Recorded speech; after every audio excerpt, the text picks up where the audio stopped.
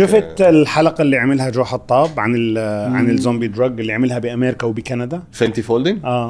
من اسم المنظر مش طبيعي يا جماعة، جد روحوا احضروها عشان تعرفوا قديه احنا بنعمة وقديه القانون وقديه ولكم في القصاص حياة يا أولي الألباب. قديه عشان تفهموا إنه القصاص اللي بتقول يا الله شو نعمل بالزلمة هذا عشان هرب ولا دخل ولا عمل ولا سوى، لا والله بيستاهل، لأنه هذا مفسد بالأرض. لأنه إذا ما عملت هيك الدولة إنها تحمي الناس اللي فيها، هذا بالضبط اللي وصفه هلأ، هذا اللي بيصير عندك في البيت في حارتك.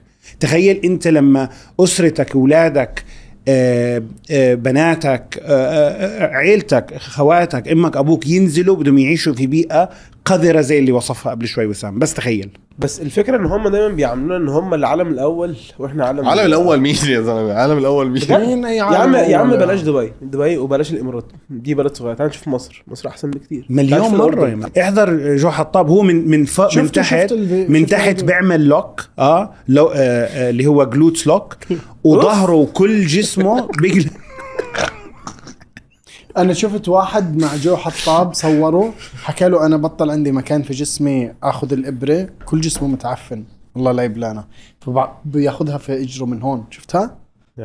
أنا هون صدقا ما بعرف كيف يعني إيش صار بجو حطاب بعدها، كيف نام برو. بتعرف عضلة رجله لهذاك معفنة. شفت غطوا الصورة، ما قدروا يورجوا الصورة على الفيديو.